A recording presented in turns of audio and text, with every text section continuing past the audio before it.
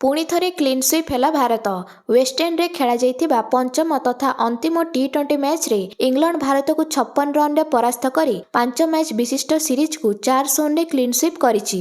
Jos Buttler को 64 run रे 131 run एवं अधिनायक हैरी ब्रूक को 45 बॉल रे अपराजित 95 रन रे इंग्लैंड विशाल 257 रन करथिला, जार जवाब रे भारत 201 रन रे सीमित रहिथिला। तेबे भारत मैच टी को केउठी एवं किपरि हराई बसिला समस्त अपडेट विषय जानिबा पूर्वरु भिडियोटी को गोटे लाइक एवं चैनल को सब्सक्राइब कर देबे। तेबे भारतर अधिनायक श्रेयस अय्यर टॉस जीति प्रथमे बॉलिंग पे निष्पत्ति नेइथिले, जेउथिरे भारत को उत्तम प्रारंभ मिलिथिला। प्रसिद्ध कृष्ण द्वितीय ओवर फिल सल्ट को मात्र 6 रन रे आउट करथिले। परे अधिनायक हैरी ब्रूक एवं जॉस बटलर इनिंग्स को संभाळिथिले एवं पावर प्ले बाकी ओवर गुड़िक सुरक्षित खेलिबा सह एक बड़ स्कोर आड़क गति करथिले। एथि मध्यरे पावर प्ले शेष ओवर हैरी ब्रूक आउट हेबारु बर्ती जाइथिले। हैरी ब्रूक मात्र 3 रन रे थिबा बेले प्रिंस यादव को बॉल रे शॉट मारथिले, जाहाकू शिवम दुबे कैच करिबारे विफल होइथिले, जा भारत पई एक बड़ विकेट थिला। हैरी ब्रूक परे एही त्रुटिर बहु उपयोग करी मात्र 45 बॉल रे विस्फोरक अपराजित 95 रन पारी खेलिथिले। से 8टी छक्का सह 4टी चौका मारथिले,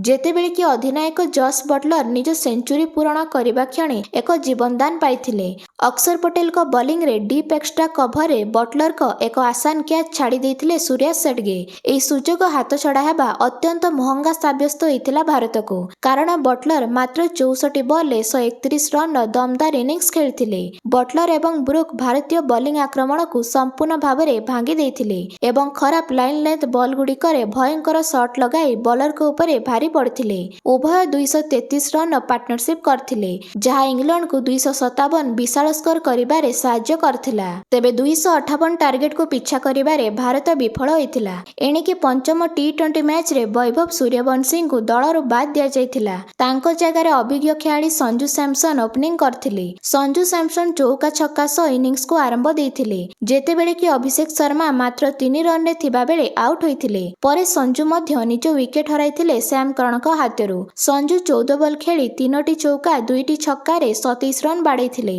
ओपनर को शीघ्र विकेट हराइबा परे अधिनायक श्रेयस 16 बॉल रे 28 रन एवं ईशान किशन 35 बॉल रे 56 रन रे इनिंग्स को संभाळिबा पई चेष्टा करिथिबा सत्वे गति हराइथिले। परे मध्य भाग रे तिलक वर्मा आगको बढ़ी 25 बॉल रे 53 रन रो विस्फोरक पारी खेलिथिले, जेउथरे 4टी छक्का 3टी चौका शामिल थिला। से लक्ष्य को पीछा करी भारत को एक जरूरी गति देइथिले, किंतु शेषरे विकेट हराइथिले। एणिकी तिलक आउट हेबा समय रे दल 199 स्कोर रे पहुंचीथिला। पर अन्य बैट्समैन 10 रु 12 रन करथिले एवं 201 रन रे सीमित रहिथिले। तेबे एही मैच हारिबा परे आईसीसी पुरुष टी20 अंतर्जातीय रैंकिंग रे भारत नंबर 1 स्थान हराइछि। फलरे एही फॉर्मेट रे भारतर स्थिति पई एक बड़ आघात। तेबे शीर्ष स्थान बजाय रखिबा भारत पई अत्यंत गुरुत्वपूर्ण थिला, कारण वर्ष शेष सुधा शीर्ष स्थान अधिकार करिबा एशियो टी20 दल एलए 2028 ओलंपिक्स पई सीधासळख योग्यता हासिल करिब।